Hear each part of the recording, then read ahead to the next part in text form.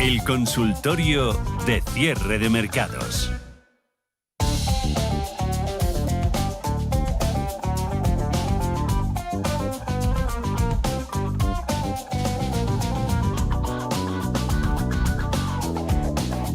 En rojo ha terminado Europa y en rojo siguen bolsas americanas. Aquí en el viejo continente, Europa continental, Países Bajos ha retrocedido un 2%, 988,03. Ya hemos visto el movimiento en la procesadora de pagos neerlandesa Adyen. En mercado americano, Nasdaq 100 menos 1,63, caídas en S&P 500 del 1,18 y penalización en Dow Jones de Industriales del 1,16, 49.540 puntos. Ahora mismo Dow Jones. Antes veíamos principales movimientos en el lado de las subidas y de las caídas, unos mercados que siguen colgados, ¿no? Lo analizábamos antes de esos designios de la Reserva Federal, viviendo en ese estado de ansiedad permanente por los tipos de interés. Ayer el dato de empleo, Oficina de Estadísticas, tras ese oportuno y peculiar retraso, nos regalaba ese titular para el recuerdo: 130.000 nuevos empleos, el doble de lo previsto, tasa de paro del 4,3 y salario subiendo tanto que no a pocos nos gustaría. Claro, ocurre que sobre el papel, lo hablábamos antes con AFI, con Salvador Jiménez, esto debería haber sido un jarro de agua fría para quienes sueñan con recortes de tipos de interés a la de ya, inmediatos. Pero la bolsa, y en su infinita capacidad para sorprender, pues ni se inmutó. El motivo no es otro que detrás del dato subyace esa realidad diferente. El empleo está concentrado en el sector público, en el ocio, mientras que el corazón de la economía privada está destruyendo puestos de trabajo. Vacantes caen, lo hemos visto en las últimas encuestas JOLTS, y las ganas de contratar pues también brillan por su ausencia. Así que con lo que el mercado laboral es mucho más frágil de lo que aparenta, y eso es, o puede ser exactamente lo que la renta variable sigue descontando. Prefieren un mercado laboral zombie, tocado, noqueado, que fuerce a la Reserva Federal a bajar los tipos para seguir alimentando el rally. Al final se impone, como siempre, esa mecánica clásica de la ironía, donde los malos datos son los nuevos buenos datos. Mañana veremos si el dato de inflación, ese IPC, dice si este castillo sigue en pie o si toca despertar de la siesta. A ver esas tendencias y momento del mercado, sobre todo aspecto técnico, cómo lo computan y valoran y ponderan nuestros dos analistas de hoy en el consultorio. Aquí en el estudio, Gerardo Ortega. ¿Cómo estás, Gerardo? Muy buenas tardes. ¿Qué tal, Javier? ¿Cómo estás? Buenas tardes. Y Víctor Galán, Planeta Bolsa, conectado ya al streaming, al YouTube de Radio Intereconomía. Ya te tenemos a la vista. ¿Cómo va todo, Víctor?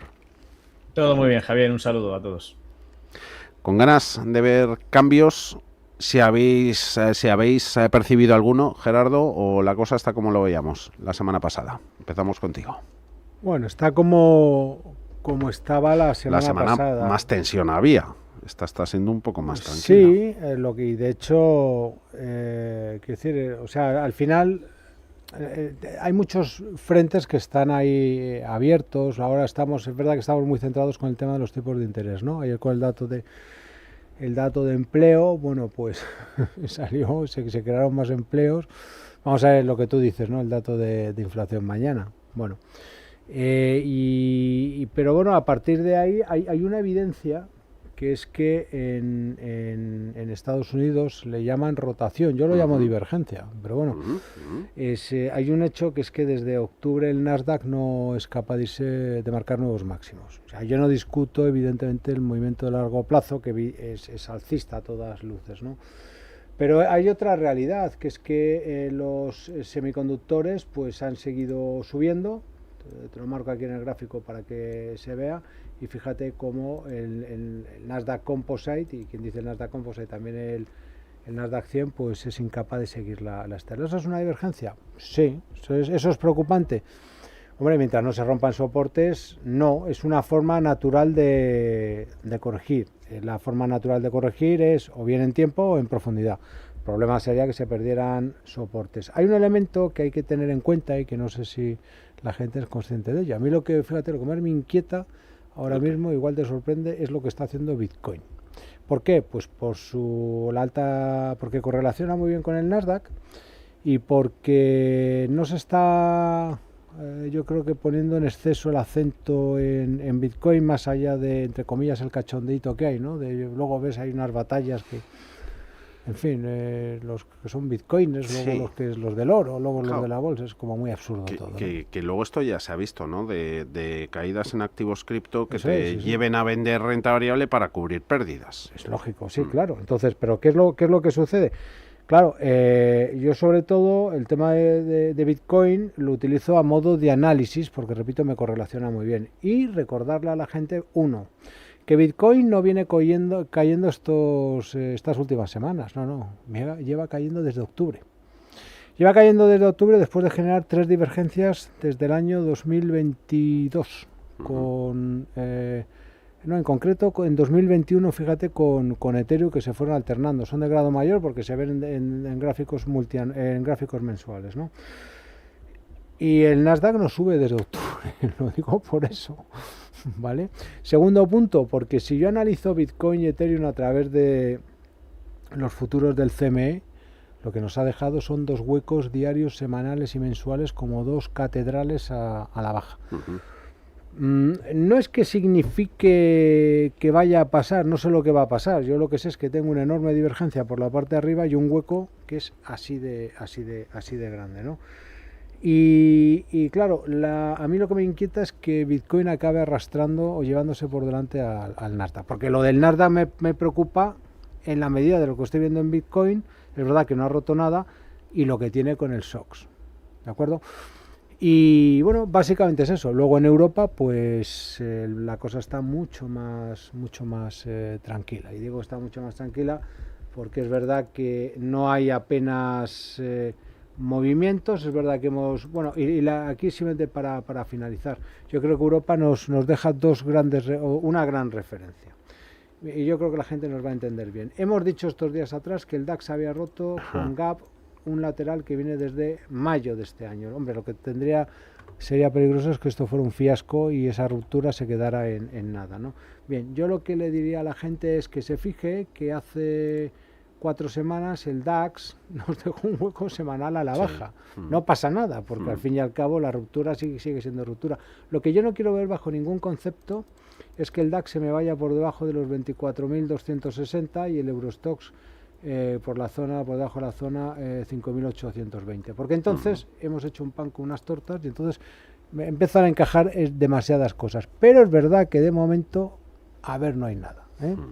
Todo queda en un easy. Luego echamos un vistazo a ese X7 sector bancario que te preguntan por los grandes bancos. En Bolsa Española tenemos a Acerinox, AENA, Amadeus, un par, los bancos, SACIR, para que le eche un vistazo, Víctor, Arcelor, eDreams también la hemos visto estos días pasados. Índices estadounidenses en rojo, Víctor, Nasdaq el más bajista, sector financiero el más débil del S&P 500, utilities, servicios públicos, hay resultados por allí de eléctricas liderando las ganancias, dólar subiendo, crudo, Bitcoin y el oro, estos 2 activos 2% cada uno, y rentabilidad del tesoro. No lo veíamos desde hace un ratito, a 10 años, cayendo el rendimiento al 4,13. Ahora sale en pantallas que UBS dice que los inversores deberían posicionarse para un repunte cada vez mayor de la renta variable con sectores como el financiero,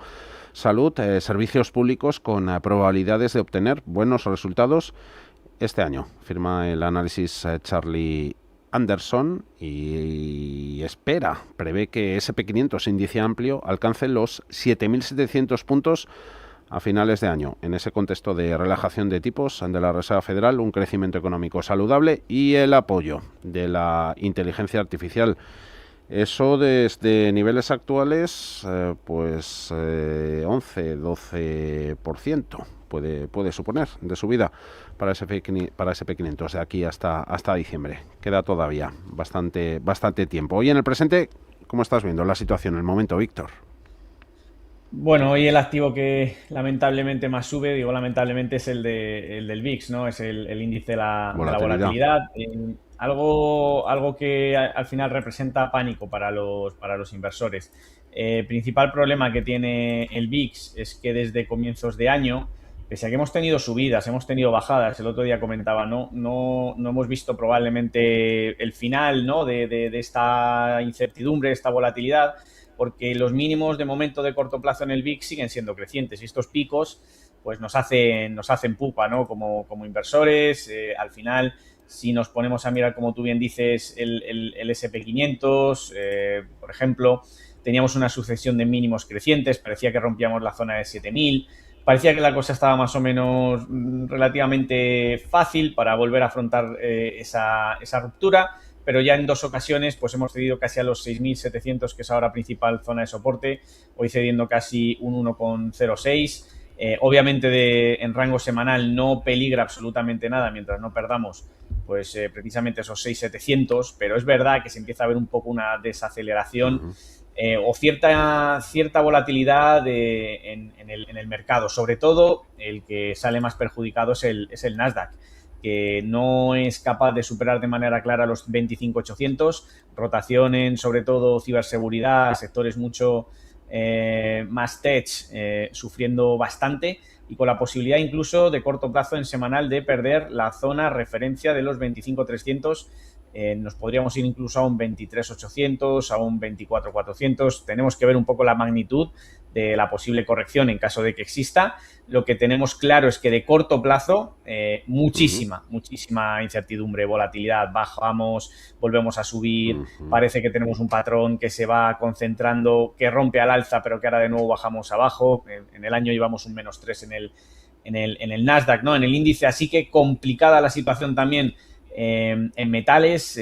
Lo comentábamos hoy, el oro también cediendo un 2,20. Bastante preocupante la plata, que el otro día, precisamente ayer, llegaba a una zona de resistencia como eran los 84,52 y bajaba una vela precisamente en ese entorno, no muy favorecida, no muy favorable, y al final hoy pues de momento va cayendo un 8, un activo que bien parece el Bitcoin, el que también tuvo un repunte y un salto fuerte, como decía muy bien Gerardo. El Bitcoin no es que haya caído ahora, el Bitcoin lleva cayendo ya desde octubre del 25, una cierta lateralización, sigue cayendo, y la verdad que pese al repunte innecesario también del 12% el viernes pasado, pues de momento gran parte de lo que hemos subido pues lo estamos retrocediendo.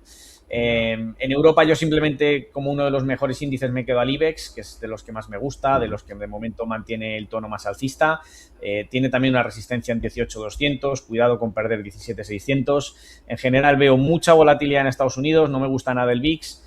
Empiezo a ver que el Russell y el NYSE también empiezan a ceder un poquito de terreno, aunque están bastante alto, nada preocupante de momento, pero sigue en general un clima de inestabilidad donde es peligroso, creo, para los inversores, porque muchos de ellos pueden ver que sus acciones están cayendo, sobre todo las tecnológicas, pueden ver los índices relativamente alto y pensarán, bueno, no tiene tan mala pinta la economía, pero es una trampa, realmente una trampa, porque, como bien dices, se está moviendo el dinero precisamente de estos sectores más arriesgados a sectores mucho más defensivos, energía, todo el sector de petróleo, gas, luego veremos muchas acciones y eso puede ser una trampa para dejarlos ahí pues durante muchísimo tiempo. Así que cuidado, porque cuando el mercado cae, cae todo, pero ahora mismo no es la situación y es un poco arriesgada.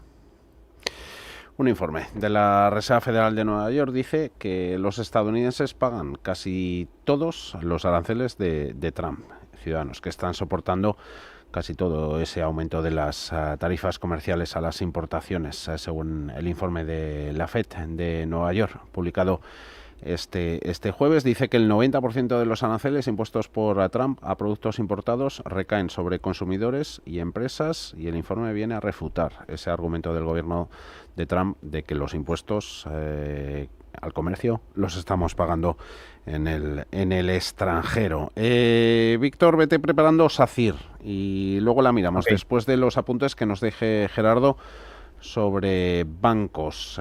Pregunta Pablo en el YouTube. ¿Cómo ve Gerardo los bancos Santander, BBVA tras esta corrección desde resultados? SX7E respeta el primer soporte, dice el oyente. BBVA juega con él. ¿crees que retomarán senda alcista a corto plazo? Gracias. Vamos a ver, es incuestionable que está habiendo cierta reacción en los bancos. Lo cual es que la tendencia a medio plazo pues no se puede ver inalterada. Es decir, yo te diría que en los bancos hay que estar razonablemente tranquilos porque necesitamos ver más cosas, necesitamos que el mercado nos dé ese feedback a modo de velas y nos da esa información, es como una partida de ajedrez, pues me das esta vela y supone que no hago nada y que está ya tal, pues entonces tienes que tomar decisión, ¿no? Fíjate, mira, tenemos en pantalla Santander y BBVA. ¿Qué es lo que se observa de aquí? Porque esto es muy... Y solo tomo... Mira, porque esto es un gráfico diario, porque todo lo anterior es alcista. Acuérdate de los de la radio. Ah, sí, me acuerdo de los de la radio, vale, pues pido disculpas. Pero quiero decir, para la gente que nos está viendo, que se quede solamente con lo que tenemos desde febrero, o sea, este mismo mes, y la gente que está fuera de la radio, que esté en la radio o escuchándonos por la radio, que tenga muy claro que dentro de un proceso de subida libre, lo único que nos ha dejado el mercado, que es un hueco a la baja, consecuencia de la publicación de resultados, tanto en Santander como en BBVA. Y no cabe duda que este hueco pues está impactando en la medida que, bueno, antes de la publicación estábamos más arriba y ahora estamos más abajo. Y dos, que hemos ido a cubrir parte del hueco, al menos en Santander, y nos hemos movido hacia abajo. Mi impresión da la sensación de que esto quiere corregir más. Ahora, ¿cuál es el límite de la caída? Desde mi punto de vista, porque aquí tampoco se trata de afeitar un huevo en el aire, o sea, no vamos a determinar justo el punto máximo y tal. Si yo, inversor, que esté en los plazos largos, en tendencia, que no le dé demasiadas vueltas, lo que no queremos ver, lo que no deberíamos ver es un cierre de la vela mensual por debajo de los mínimos del mes previo. Zona 19.55 BBVA, zona 9.86 Banco Santander. Y entonces la cuestión es, ¿hay que esperar al cierre de vela mensual? Sí, claro. Porque si me dejas mecha no hay nada. Entonces, está muy bien, yo puedo venir aquí a dar una lista de todos los valores alcistas y los digo, pero si no me das stop, no deja de ser una mera opinión y lo que necesitamos es un plan B. Esto es a donde quiero llegar. Y el plan B, para mí, desde mi punto de vista, que es que no cierre el mes. Si cierra el mes, pero y te digo, si me lo hace Santander, BBVA, CaixaBank, Unicaja, Bankinter, me lo hacen todos, pues hombre, es lógico decirte, ¿cómo era eso? Si mueve como un pato o hace cuacua y no sé qué, pues es probable que sea un pato. Pero hasta entonces, yo lo que diría es tranquilidad y buenos alimentos, porque objetivamente no hay nada y momentos mucho más complicados pues hemos pasado. Rede y Celnex, Telefónica, mejores valores en IBEX, los peores, ArcelorMittal, Solaria, Amadeus, luego la coges, Gerardo, 2,7, la central de reservas de viaje, exposición a software, 49,02. Enseguida la vemos. Antes, SACIR, infraestructuras, 4,39, menos 0,27, ha llegado a estar en 4,45, un poquito feo el giro al cierre. En WhatsApp nos escriben si va a seguir en subida libre, dónde tiene resistencias, pero que da unos sustos de infarto, SACIR. Y luego en el YouTube, era para ti, Víctor, te pregunta Luis, las tiene compradas en 4,43. Si podemos ver el gráfico. Los de YouTube, sí. Sí, a ver, el problema, SACIR, a priori, pues mira, primero decir que está dentro del sector de, como bien dices, de construcción, es una de las acciones que mejor aspecto tienen, pero obviamente en las dos últimas semanas, pues mira, viene con una subida de un 7 y de un 3.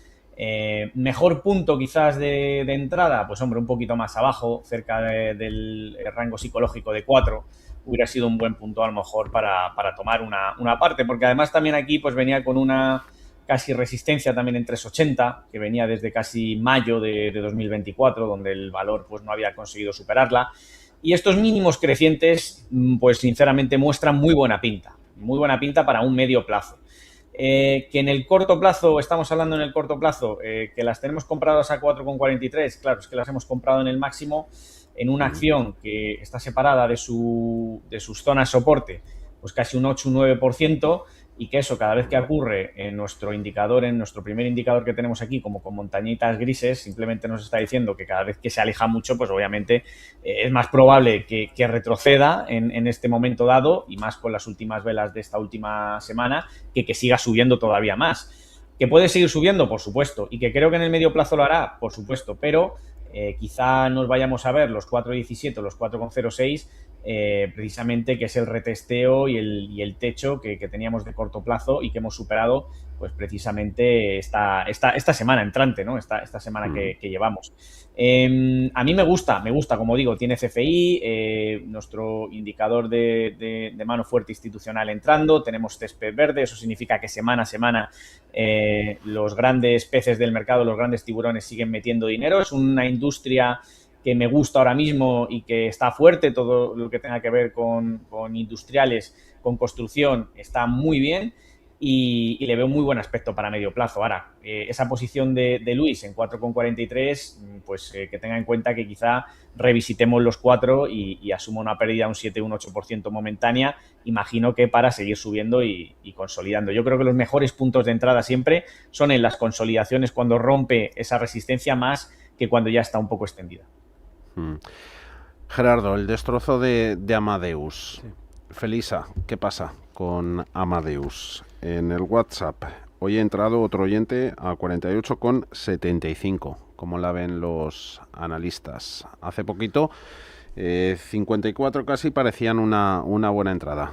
Impresionante, y sobre todo si puede ser buena para el largo plazo. Muchos oyentes esta semana, la pasada, apostando por el promedio.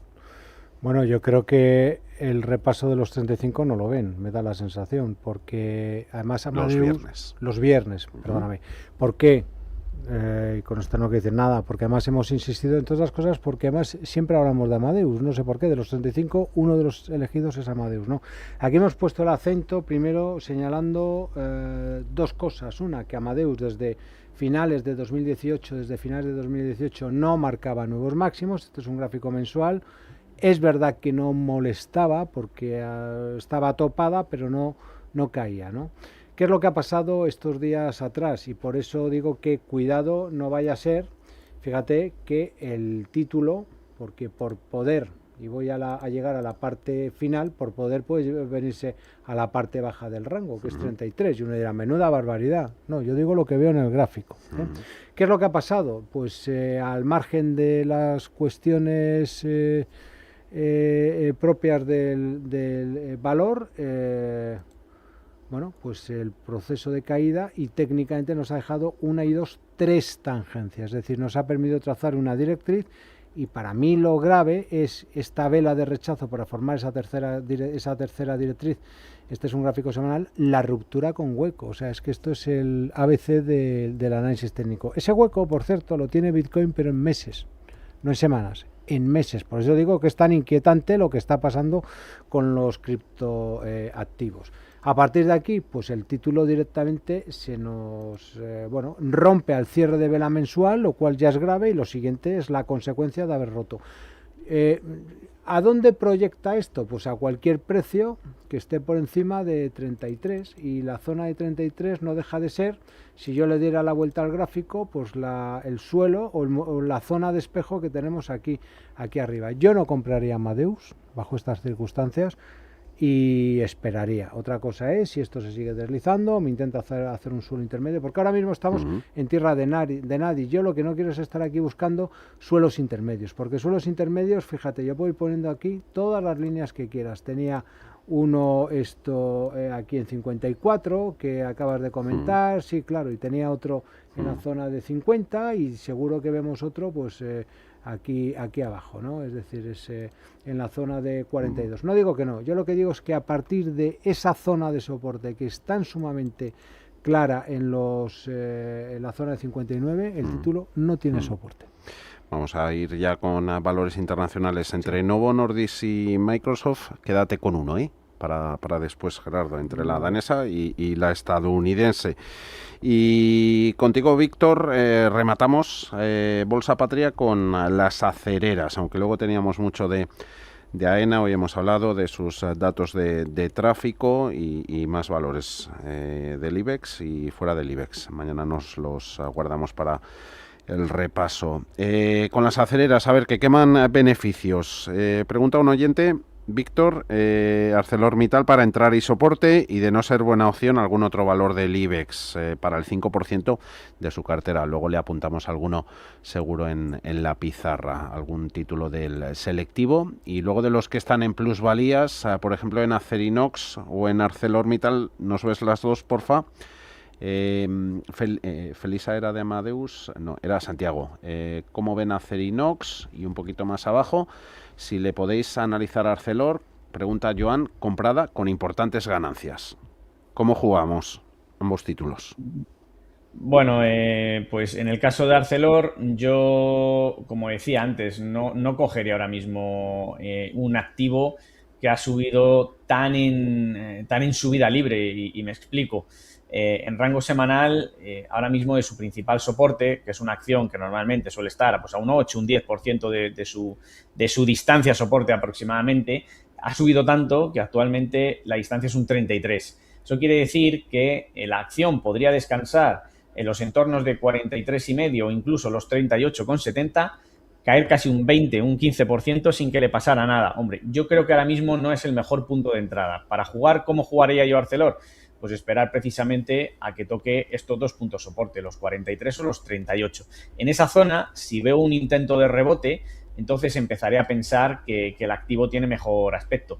Obviamente, si estamos hablando en un medio plazo, CFI positivo, nuestro gatillo de volatilidad que compartimos con los alumnos nos está dando precisamente fiabilidad a la subida, solo que el punto de entrada quizá no es el mejor, y además no es el mejor porque la vela que nos está dejando es un martillo totalmente invertido, es decir, la semana ha comenzado muy bien y ha ido a más, y ahora totalmente ha ido reduciendo la gente posiciones, y probablemente estemos más cerca de una posible corrección mediana o pequeñita, no creo que sea nada grave, pero quizá, como digo, si tenemos esa percepción a medio plazo, yo creo que los oyentes o los inversores pues pueden elegir mejores opciones para buscar, ¿no? En el caso de Acerinox, esto es otra cosa, porque es una acción un poquito más débil, ¿no? Pero sí que esta al menos tiene un stop relativamente cercano, del 10, del 14%, dependiendo si ponemos el stop en 12,81, en 12,24, que es su principal zona de soporte. Parece que dentro del sector acerero y demás, pues quiere empezar a subir, quiere empezar a despuntar. No está tan extendida como ArcelorMittal, y me gusta porque tiene un riesgo stop algo más acertado, no como esperar en una acción que caiga es un 20, un 30%, ¿para qué? Para ganar un 10, un 5, es demasiado riesgo, ¿no? Entonces, Acerinox me gusta más. Para medio plazo me sigue gustando tanto como ArcelorMittal, pero esta tiene mejor timing, yo creo, mejor punto de entrada. Caída de la tecnología, software, arrastrando a bolsas americanas, mercados buscando rentabilidad en empresas energéticas, nicho que luego tocamos contigo, Víctor, eléctricas y solares estadounidenses, Entergy, Vistra, SolarEdge. Te preguntaremos por Entergy y por la Solar, por SolarEdge. Antes, entre Novo Nordisk y Microsoft, calientes. Sí, ¿Con cuál te quedas? Pues con Microsoft, por ejemplo, porque además estamos hablando de unos títulos que cotizan en subida libre y que han caído. Han caído con fuerza además después de, fíjate, dos cuestiones. Una, bueno, primero, antes de nada, confirmar lo que es una figura de doble techo, que me parece muy bien, se puede ver en pantalla, y no solamente eso, sino que además esto provocar la reacción de todo el movimiento del último tramo alcista. Ahora, al margen de eso, la caída ya está y tenemos un gran gap que nos ha dejado a la baja no hace mucho como consecuencia de los últimos datos que había publicado, los últimos números, ¿no? Ahora, seamos sensatos. Microsoft está en subida libre. Si yo cojo el gráfico de largo plazo, pues ¿qué es lo que veo? Pues un dip. Y dentro de esto, algo que me tiene que llamar la atención, como lo de Bitcoin. No es que quiera estar pesado con Bitcoin, pero es que si no te llama la atención el hueco que ha dejado al alza Microsoft, hueco mensual desde la zona de 393, 390 dólares, pues entonces es que, bueno, no digo nada. En definitiva, ¿estamos cayendo al hueco? Pues para mí eso es compra. Y es compra, ¿por qué? Pues porque tengo que estar pensando en el proceso alcista de fondo. Lo relevante que es, desde mi punto de vista, pues que si ese es el stop, eso es lo que te he comentado antes. Pues como Santander, BBVA, tal, unas están subiendo, otras tal, otras en reacción.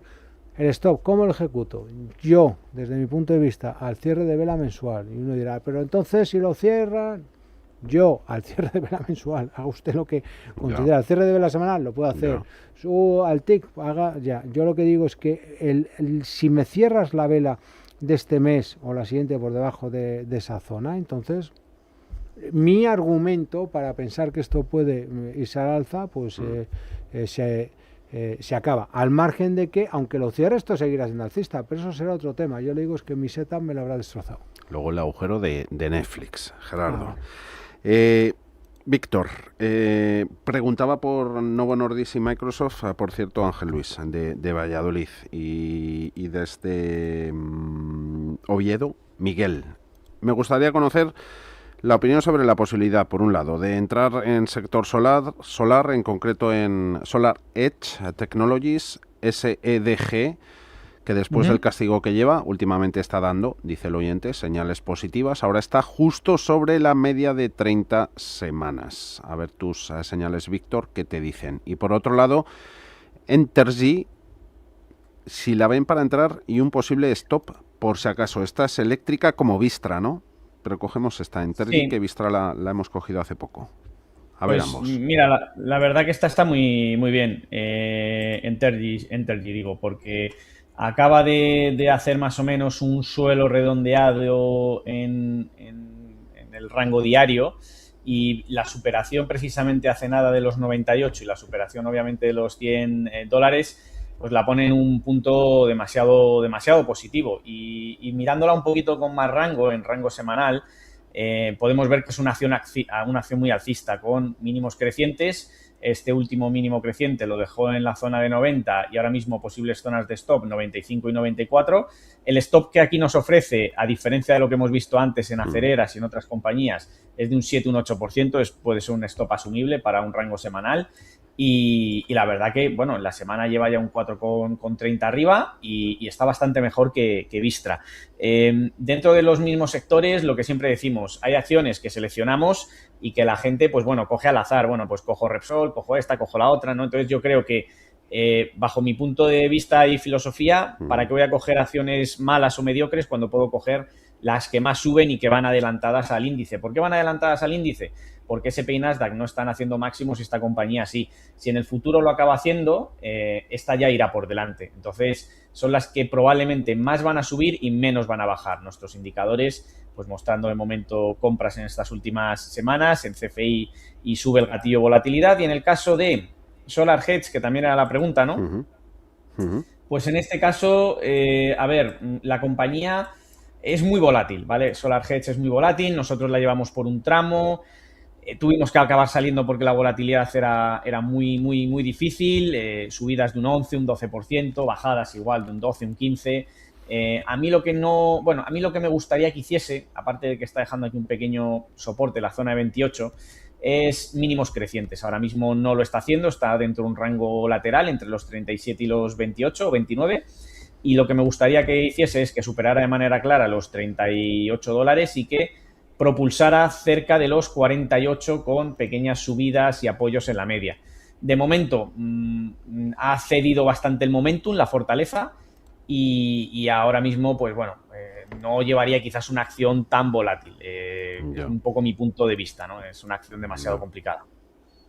Netflix, Gerardo, bajando un 45%, un poquito más, desde máximos de 52 semanas. Ya hablábamos de lo que le está pudiendo pesar, ¿no? La fusión tema Time Warner, tema Warner Bros. El precio de las acciones, ayer nos comentaban, probablemente podría aumentar entre un 10 y un 15% simplemente si se bloquea esa operación para evitar deuda, ¿no? Y efecto dilución de los accionistas.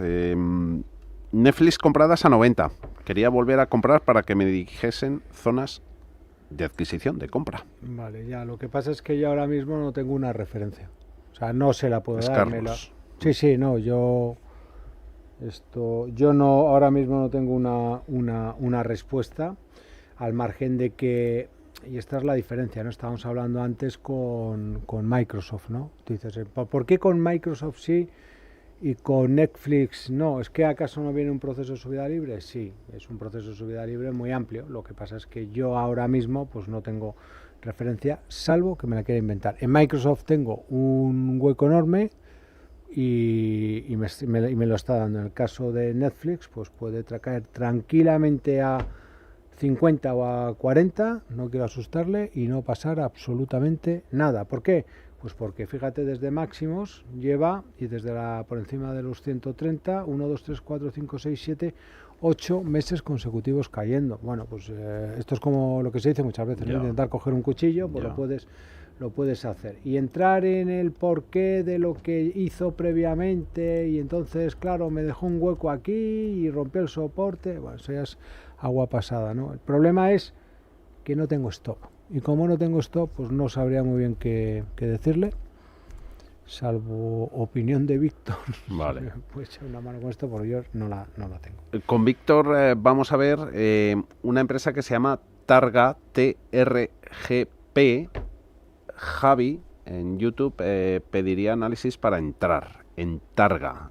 No sé si la tienes a la vista en Planeta Bolsa. Víctor. Sí, aquí la tenemos, Targa Resources. Bueno, pues a ver, precisamente viene de un suelo redondeado que está a puntito de romper máximos. Entonces el problema, zonas de stop quedan un poquito alejadas, 191 y 177. A veces somos un poco pesados con esto, ¿no? Con los alumnos y demás, pero como digo, al final retrocesos luego que nos pillen de un 15, un 20% es cuando empezamos a estar nerviosos y empezamos a pedir qué ocurre, qué pasa con esto. Entonces, yo desde mi punto de vista, buen activo. Para el que lo quiera llevar a un medio plazo, desde luego no tiene mala pinta, y más de distribuidores de gas, que como decíamos, oil and gas son de los sectores industrias que mejor lo están haciendo.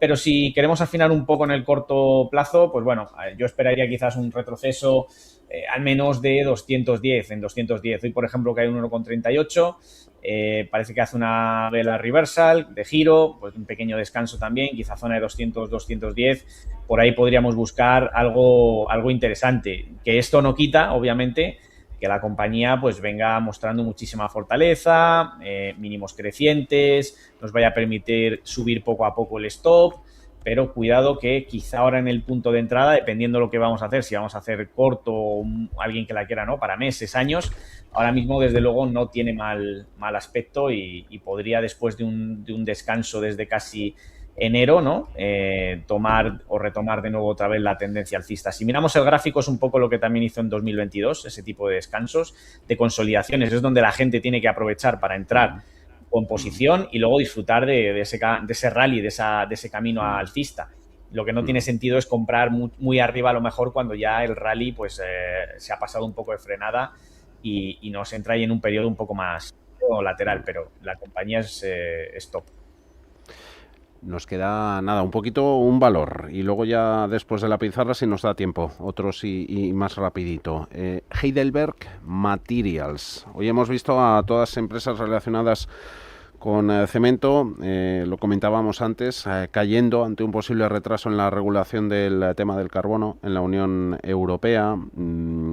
Escuchábamos al canciller alemán, a Friedrich Merz, sugiriendo que la Unión podría dar a las empresas un mayor tiempo para descarbonizar. Eso ralentizaría la eliminación gradual de los permisos gratuitos de contaminación, pero claro, esto podría socavar las ventajas de precios para las empresas que ya han invertido mucho dinero en métodos de producción más ecológicos. Y ahí están, por ejemplo, cementeras europeas, estilo Heidelberg Materials, que pregunta François, Luego dice si la caída, ¿no?, de materiales básicos por esto de MERS debería beneficiar, por otro lado, a las constructoras.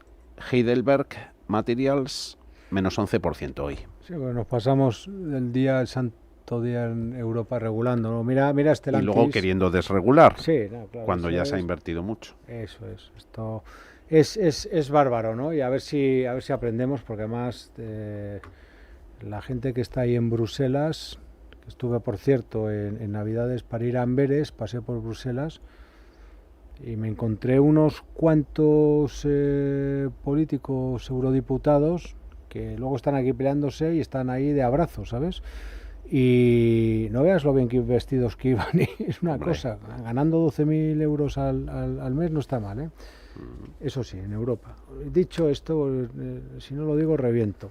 Mira, a mí hay una cosa que no me gusta dentro del proceso alcista que tiene, y es porque salta a la vista qué es lo que está haciendo este mes, ¿de acuerdo? Esta vela mensual es precisamente lo que no querría ver yo en los bancos, ¿vale? Ese es el primer síntoma de que hay algo está pasando aquí arriba. Esto no significa de quedarse la vela aquí así, de que esto, en caso de que siga corrigiendo, tenga que llegar y corregir y a toda castaña, ¿no? Esto quizás es una exageración. Yo creo que lo de hoy es simplemente una estampida, en el sentido de, si yo veo el gráfico, claro, hasta aquí tengo un hueco, tengo una caída importante, y lo de hoy es, claro, ya el deterioro.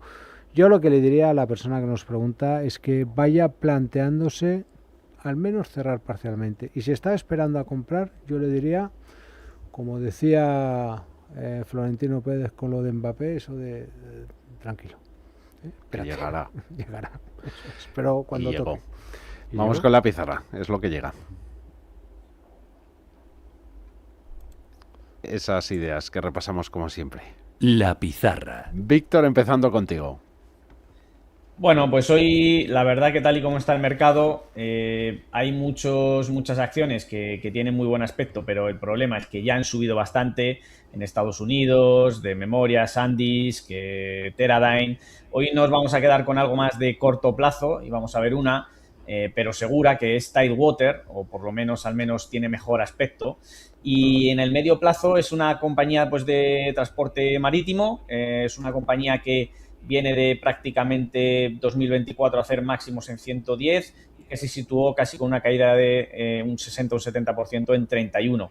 Desde entonces ha dejado una figura de casi un hombro, cabeza, hombro invertido, cambio de tendencia, y precisamente rompiendo la zona de 62-63 es ahí donde empezamos a, pues, buscar subidas. Hoy corrigiendo fuerte en el corto plazo, pero lo que ha venido en el corto plazo, pero lo que venía haciendo estos días de atrás nos permitía tomar un tercio de beneficio con los alumnos de Víctor Galán Bolsa, y nada, pues la verdad que muy contento, y nos gusta bastante también para buscarla en correcciones.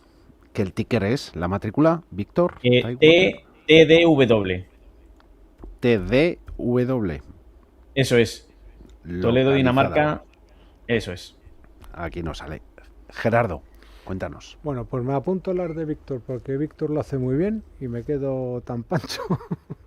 Vale, dicho esto, voy a tiro hecho. Vale, y yo me voy a quedar por aquí en Europa. Cellnex, volver a insistir. ¿Por qué? Pues porque tiene una figura de doble suelo. Mañana confirmamos, debiéramos confirmar esta ruptura, nos da control por abajo en 27, no tiene ningún sentido volver por ahí. Atentos a la vela mensual, porque está haciendo también cosas chulísimas, y sobre todo ir pensando en que tenemos un gran movimiento y una fase de reacción que ha sido más en tiempo que en profundidad, ¿no? Entonces, bueno, pues en fin, puede haber algo interesante aquí. Luego lo que hemos comentado de lo de Microsoft, porque bueno, también ese hueco es muy claro, y ahí vamos a favor de la tendencia principal, ¿no? Está calentito Cellnex, más de €1 en 3 días, y uno de los más valores demandados en los últimos consultorios. Mañana vemos más del IBEX. Gracias, Gerardo Ortega. Muchas gracias, un abrazo, hasta luego, mañana. Víctor. Y un abrazo fuerte también para Víctor Galán, Planeta Bolsa, por ahí te seguimos. Cuídate, Víctor. Gracias, saludos a todos. Chao, chao.